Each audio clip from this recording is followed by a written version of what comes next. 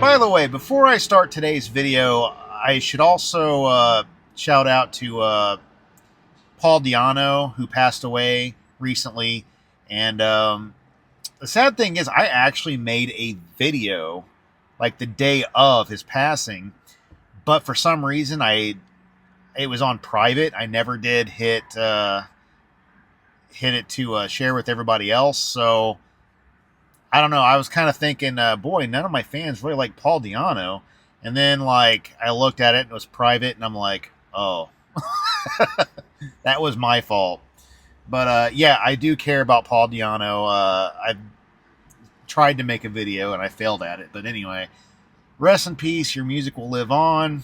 First two Maiden albums are incredible, and I'm gonna have to check out more of his other projects, which I haven't. So now begin the video. What is up, guys? This is Rick Renegade's Metal Collection. It's a Shuffle of Death, episode 10. And this is where I let my phone choose 5 albums that I have to listen to from start to finish. And then I do my take on it, my review, and just recommend it or tell you, should you get it, should you not? So here we go. It's been a little bit since I've done a video. It's kind of an unintentional break. I just started getting into randomly just started getting into like some 70s rock and stuff like that, and it started getting a whole bunch of stuff in the mail, and I just wanted to listen to that for a while. And since this is a metal channel, I really didn't want to start talking about classic rock on it. I didn't want to turn anybody away that was just wanting to hear about metal. So I'm back into metal mode.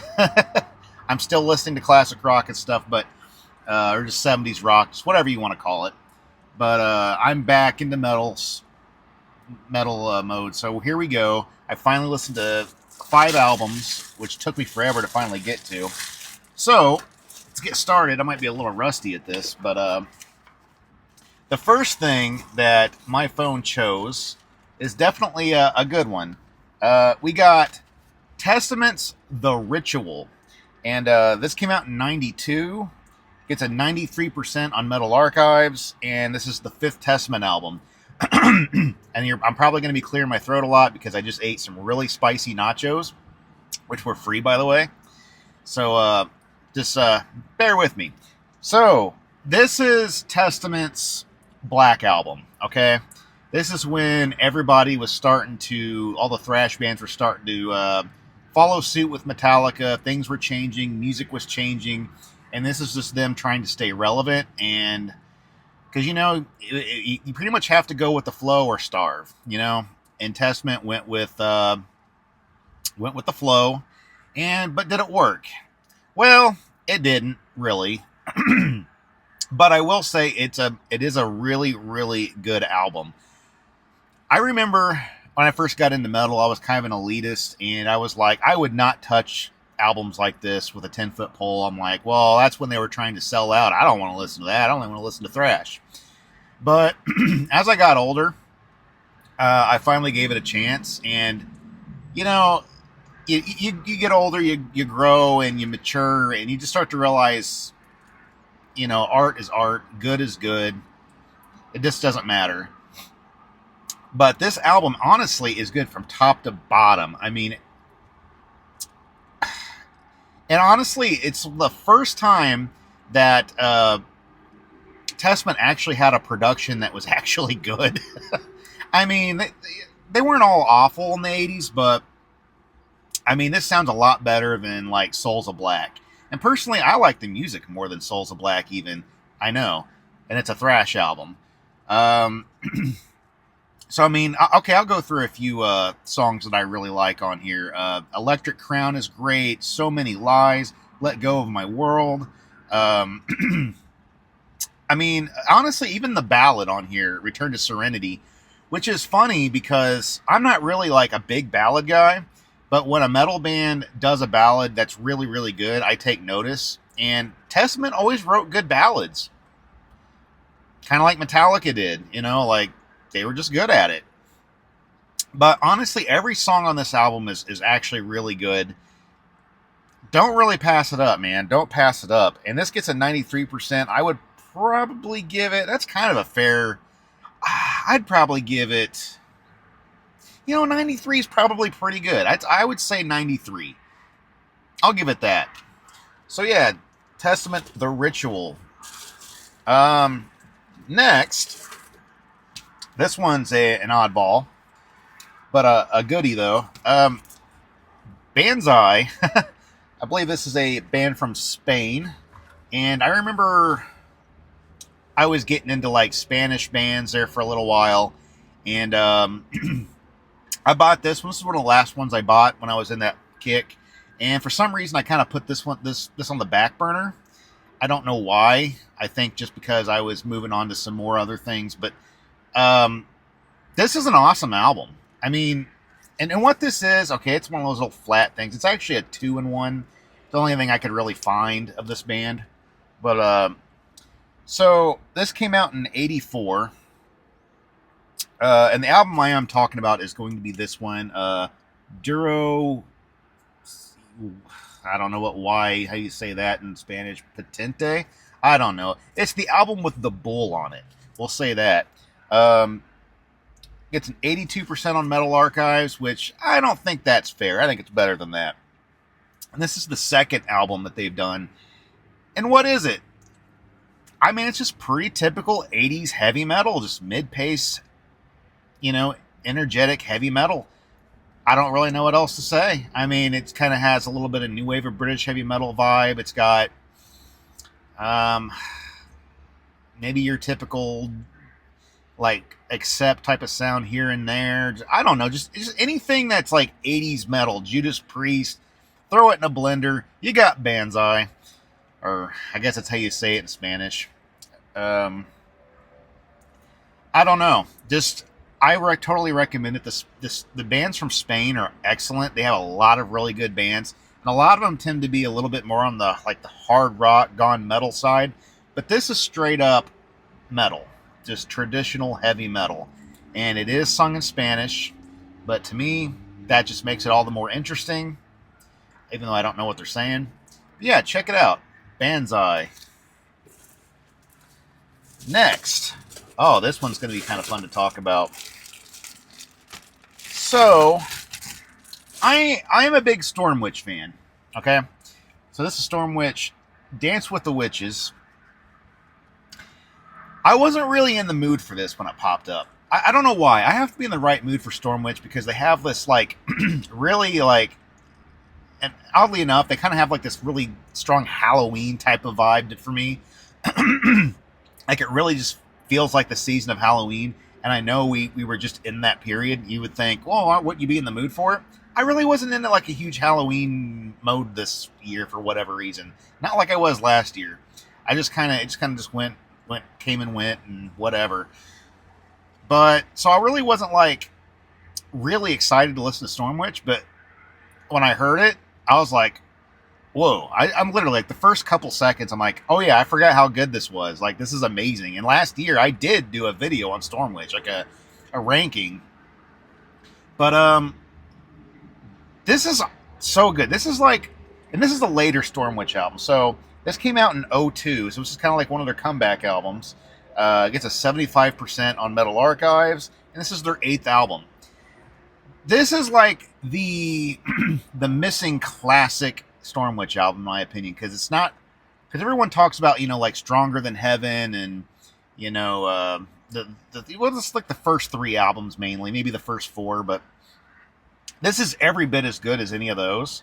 It don't even sound like it 100%. It doesn't sound like your typical Stormwitch, but what it is, it's got a lot of fresh ideas on it, a lot of experimentation for this band, and it just works so well. They had that album Shogun that was really experimental, and some liked it, some didn't. I personally really loved it. But this one doesn't feel as out of place in the discography, even if it is a different kind of Stormwitch. I totally recommend. I mean, it's got 12 tracks, and I like every one of them. Every song feels like it has a reason to be on here, and I usually don't like albums with 12 tracks, okay? The production is amazing. Like, it's super solid. Andy Muke sounds great. His vocals, the guitar riffs are good. The guitar tones are good. And it just, every track sounds different from the last. And I even like the ballads on it. And ballads have to be really good for me to take notice. And I like the ballads on this. So yeah, Stormwitch, Dance with the Witches. Definitely a modern classic for us. Well, when I say modern, I know that's kind of a long time ago now, 2002, but it is definitely a later Stormwitch classic. So, where are we at now? Okay. Next, we got Saxon's debut, just called Saxon. And this came out in 79, so pretty old. This gets an 80% on metal. Oh, by the way, I didn't give you a percentage for Dance with the Witches. So Metal Archives gave it 75%. That's stupid. Okay, I think that album should get like a 95, maybe even 100. I don't know. I just really, really like it. I can't believe I forgot to give you my take on that. But anyway, move on. Okay, so we're on Saxon. So it came out in 79, gets an 80% on Metal Archives. This, I think, is actually fair. And this is, like I said, the debut, the first album. So, so how is it? How did they start? I think they started pretty good. I'm going to admit, when I got into Saxon, I really wanted to listen to like the 3 albums that came after this, like Wheels of Steel and Strong Arm of the Law and stuff like that. But, well, actually, like the 3 or 4 albums after this. Everything before Crusader is usually what I would listen to, but I always kind of neglected this one, and I don't know why. I just always wanted to listen to the other ones. But I gave this a good solid listen a couple of times, and I'm like, dude, this is actually a really solid debut. I mean, I have listened to it before, obviously, but I just kind of never really like sat down and really like put it under the microscope and really thought about it. It definitely sounds like a mixture of 70s and 80s metal, but it still sounds very much like Saxon. Saxon's always kind of had that like hard rock-ish type of metal vibe, so it's not really a shocker when this sounds like that, but it really does. But the tracks still do sound like Saxon. I mean, Biff Byford still sounds the same. The riffage is pretty much the same kind of thing that they would do. Production just sounds a little bit older. But honestly, the songwriting is awesome. I like songs like Stallions of the Highway. Frozen Rainbow is pretty good. I don't know. Really, the whole thing's okay. Really no total throwaway tracks. I mean, Big Teaser might not be one of my favorites, or Still Fit to Boogie might not be one of my favorites, but it's still pretty good. Don't pass it up. Don't ignore it like I did. Next, we're going to talk about, this one's an interesting one. I believe this is a Russian band called Shaw. So interesting. Okay, so this came out in 89. Gets an 88% on Metal Archives, and it's their first album. And I always kind of dug the album art too. Like it's just skulls, but I just like the colors and the way they did it. But so 88 on Metal Archives. That sounds like it's a pretty good album. And let me give you my take. When you first put it in, it definitely hits you right off the bat that this is something a little different. It's thrash as usual, but it's like the way it sounds, like the guitar tone and the it sounds a little different. I actually like it. I like the way the guitar sounds. It sounds cool. Kind of a weird production, but not a bad production at all. But then the vocals come in, and that's kind of the only weak part of the band, I think. Not that the vocalist is terrible. He just sounds a little out of place, maybe a little sloppy. Because the musicianship here is really, really good. It's tight. A lot of cool, intricate, like, fills and things going on this album where I think the vocals should have probably matched that level. But again, it's not bad. I think the vocals would have sounded a little better if they weren't so like dry and up front. So they're just so loud. I think they could have been pushed back and maybe put a little more of a little more delay on it or something. It probably would have made it better. But it's really good. A lot of good riffing and stuff. I will say it's not one of the most memorable thrash albums I've ever heard. Okay, like I don't. It would definitely not be in like a top 20 of mine. Probably not even like a top 50. But it's still good. Like it's still a good thing to listen to when you've exhausted all your favorites for a while. You know, take a break. This is kind of a fun one to jump into. I always kind of seem to get excited as soon as I hear the first riff, But as you listen to it, you know, by the time you get halfway through the album, it does get a little exhausting, just because it's not. I don't know, just because it's not one of the most memorable, but it's still worth listening to, and yeah, and it's actually in English too for something that's Russian, so that's interesting. But yeah, Shaw Beware. And I would give this, I think 88% a little bit high for me. I would probably give it more of an 85. I think that's fair. But yeah, that's it. That's my 5. It took me forever to finally do this, and I'm glad I finally did. And I've actually been watching some other reviewers. One by the name of Sea of Tranquility. He kind of does more of like 70s rock from what I've seen, but he does do some metal. And I've kind of noticed that I just kind of want to like evaluate myself, compare myself to other people and see how they're doing it. I always notice that other people, and he especially, will give you a lot of like his favorite tracks, you know, on an album and stuff like that, and his least favorite. I don't do that as much, and the reason why is because with metal, like some albums I can do that with, but some albums it's just like every track is good, like equally good, and it's like how do you say one's better than another when they're all equally good? Like I literally have a hard time coming up with words to say about so many things that are so equal. You know, it's kind of like that Banzai album. I really don't know what to say. Like you just kind of have to hear it because every track is pretty much as good as the last. So, but yeah, I don't know. So I just kind of just wondered if anybody wants me to do more of that, you know, talk about individual tracks. I mean, I can. I just, sometimes I just have a hard time coming up with what to say. But anyway, if you like this video, like, subscribe. Till next time, see ya.